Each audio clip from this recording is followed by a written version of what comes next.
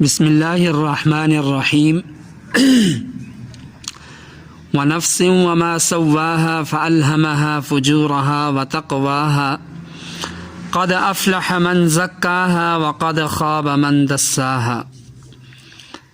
اللہ رب العزت نے دین اسلام کے ذریعے جہاں حقوق اللہ اور حقوق العباد کی تعلیم دی، وہاں نفس کے حقوق سے بھی آگاہ کیا۔ نفس انسان کے اندر ایک ایسی قوت کا نام ہے جس سے انسان اپنے لیے خیر یا شر چاہتا ہے۔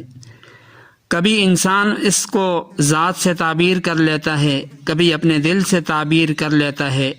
جیسے یہ جملہ سننے کو ملتا ہے کہ میرا دل چاہتا ہے کہ میں فلاں کام کروں، میرا دل نہیں چاہتا۔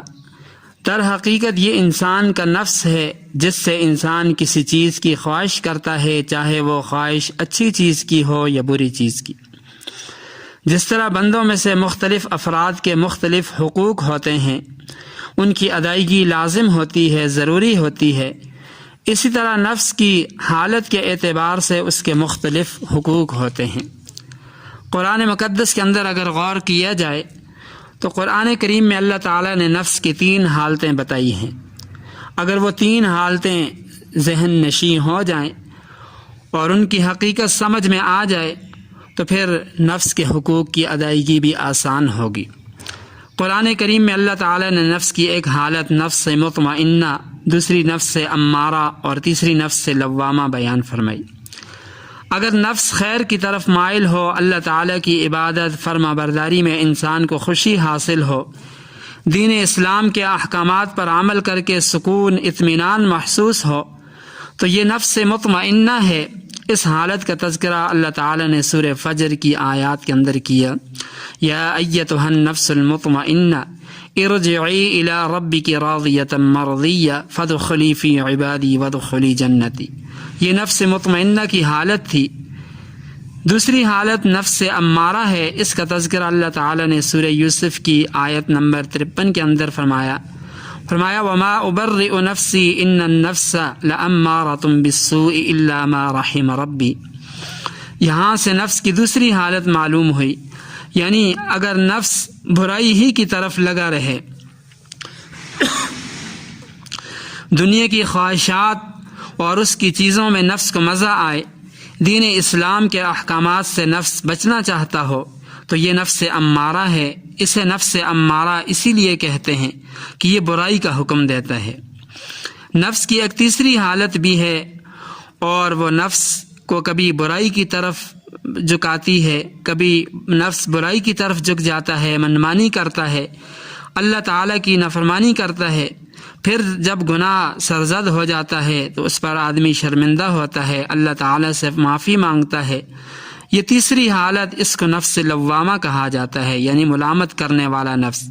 نفس کی اس حالت کا تذکرہ اللہ تعالیٰ نے سورہ قیامہ کی آیت کے اندر فرمایا وَلَا أُقْسِمُ بِالنَّفْسِ اللَّوَّامَةِ، اور قسم ہے اس نفس کی جو ملامت کرے۔ ناظرین مکرم، نفس کی ان 3 حالتوں کو سامنے رکھ کر یہ معلوم کیا جا سکتا ہے کہ کس طرح کے نفس کے کیسے حقوق ہیں۔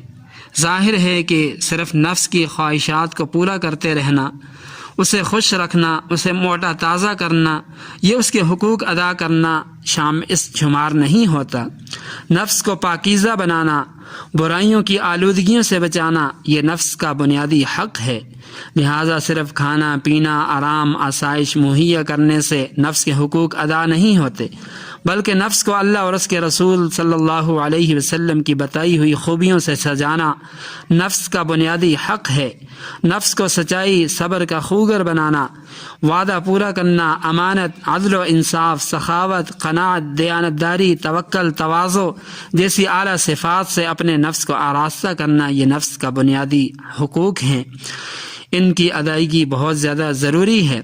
اسی لیے اللہ رب العزت نے ہم پر یہ بات بھی واضح فرمایا قد افلح من زکاہا، یقیناً وہ شخص کامیاب ہوا جس نے اپنے نفس کو پاکیزہ بنایا۔ گناہوں کی آلودگیوں سے بچا کر اپنے نفس کو اللہ اور اس کے رسول کے احکامات پر لگا دیا تو ایسا شخص یقیناً کامیاب ہو جائے گا۔ اللہ رب العزت ہمارے نفس کو نفس مطمئنہ بنا دے، گناہوں سے برائیوں سے نفرت ہو، آپس میں محبت الفت ہو، عبادات اور نیکی کا شوق ہو، اللہ اور اس کے رسول صلی اللہ علیہ وسلم کی اطاعت ہی میں مزہ آئے اور اسی کے اندر ہمیں سکون نصیب ہو۔ اللہ تعالی ہمیں ایسا نفس عطا فرمائے۔ تمام دیکھنے اور سننے والوں سے گزارش ہے کہ ویڈیو کو ضرور لائک اور شیئر کیجیے اور چینل کو ضرور سبسکرائب کیجیے۔